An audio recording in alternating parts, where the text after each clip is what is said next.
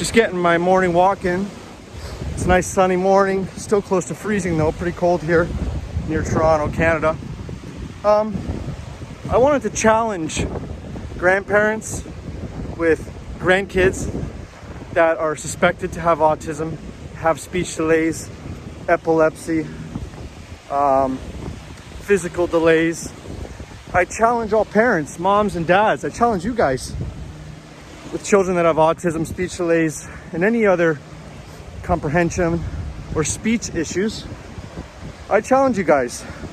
I want you guys to go through your child's vaccine records.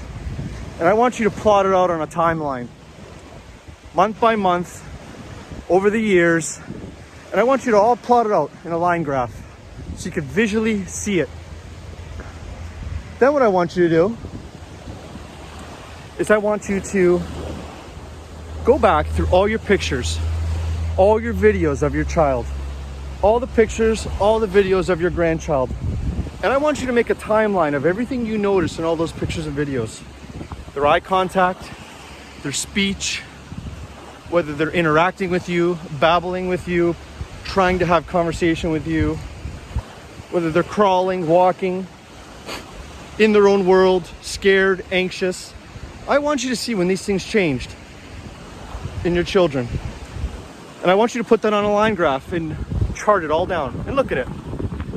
Then I'm going to challenge you guys to remove all biases out of your mind, to remove all preconceived notions out of your mind, and look at the straight facts of the timeline.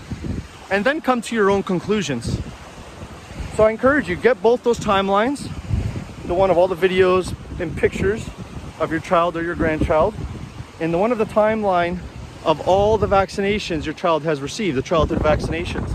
I want you to plot those two graphs side by side. And I want you to see if there was changes within 1 to 2 months of your child or your grandchild receiving those childhood vaccines. And I could tell you, for the last 8 years in this clinic, after hundreds and hundreds of cases of just autism, of just speech delays, of just developmental delays, of just epilepsy and convulsions, I can tell you 95% of the time, there's going to be a very, very strong correlation. So if you see that, now you have to take all preconceived notions out of your mind. You have to get this idea that, no, this isn't possible. This can't be because I was told this and I was told that's impossible. And I was told everything is safe. And I was told when 6 or 7 vaccinations are given in one day, it's totally fine as long as we give it in a different part of the body. One in the arm, one in the leg, one in the other leg. Remove all those preconceived ideas and just look at the facts of those charts. And then it's your job as parents and grandparents to connect the dots. It's not my job. No one else is going to tell you. Pediatricians aren't going to tell you. No one else is going to tell you.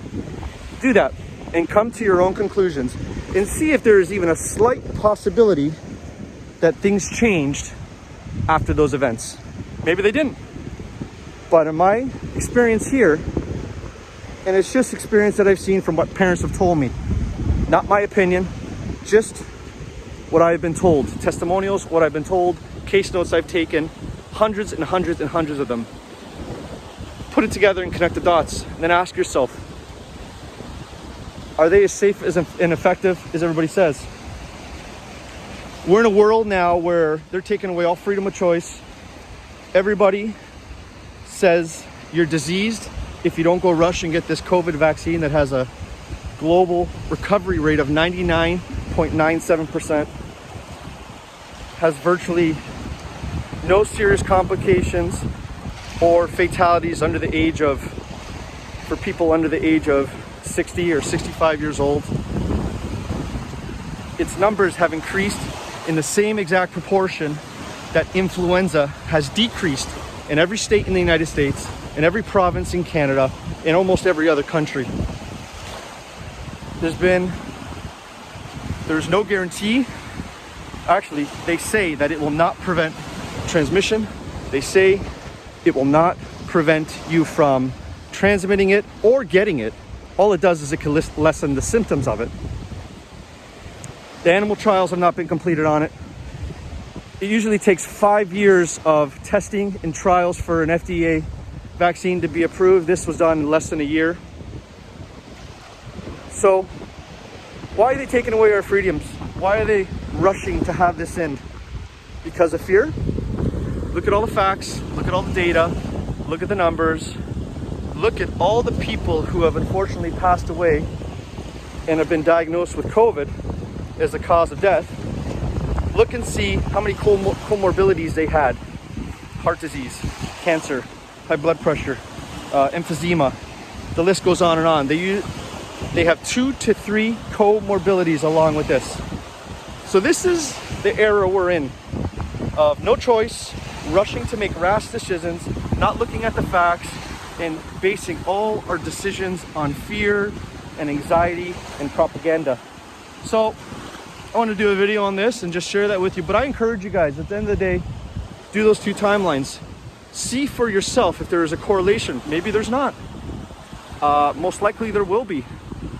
And then you'll understand why here, in many homeopaths, not just here, you can find a local homeopath, why they do a lot of vaccine detoxes. And as soon as you say that word, some people get upset because of their biases, because of what they've been told. Maybe because they're upset that maybe they wanted to do something good for their child. They thought they were doing something good, but later realized maybe it wasn't the best thing for them. And there's a little bit of guilt. I get it. Doesn't change the facts though. And we have to accept facts, not ignore them. Or accept correlations and not ignore them. And then make our own decisions. So what we do is a vaccine detox. And what does that entail? In homeopathy, the principles of how we prescribe every single medicine in homeopathy is very, very simple. Like treats like. It's been the same for 200 years in homeopathy. And that is because of 1 or 2 reasons. Number one, it's severely outdated. Or number 2, it's been so true when it was discovered 200 years ago that it will never, ever change. And I promise you, number 2 is true. So, I'll give an example. If a mother tells me the child received 6 vaccines in 1 day and 3 weeks later, eye contact disappears, he stops crawling, he starts mumbling, saying mama, dada, more, food, goes in his old world, hides under the blanket, starts stimming, flapping his hands, walking on his tippy toes, we give those exact same childhood vaccines in extremely, extremely diluted form. There's not one molecule of the original vaccine in the homeopathic form, but it keeps a memory of that medicinal substance, that vaccine, in the homeopathic remedy, and it will act as a detox. It will remove a lot of the negative effects if they were caused by those childhood vaccines. It will remove them fairly quickly, 1 to 2 weeks. This is called isopathy. This is called cease therapy. And again, we have to remove our biases. As soon as you hear those words getting upset, we have to look at the facts that what if they do work? What if what I'm saying is true?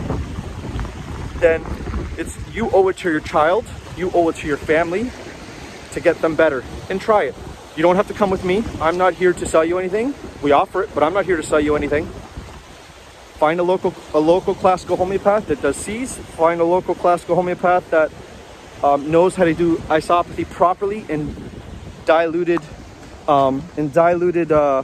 properly administered homeopathy, and you most likely will see changes in that child. Okay?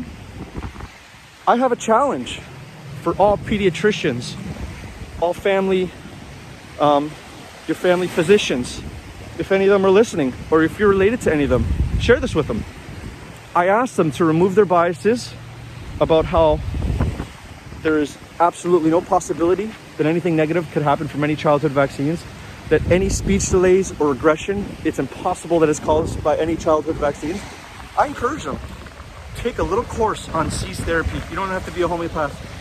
Take a course on cease therapy, give a vaccine detox in the homeopathic form, and watch what happens to the majority of the children in their office and their clinic. And I promise you, they will be astonished at what they see. It will open their eyes to the negative effects that all these vaccinations are having on many children. Not all of them, but many. So these are my challenges for you guys today. It's Good Friday, and everything's closed. I got to run into the office, do a couple things into the clinic, but I wanted to do this video just before I go in with my on my morning walk. So there you go, a little bit controversial, but nowadays in today's environment, these things got to be said. People got to start thinking for themselves. They have to listen to both sides of a story, not just what is on TV. Search all avenues of information. Use your own mind, your own intellect, your own gut feelings as parents and grandparents.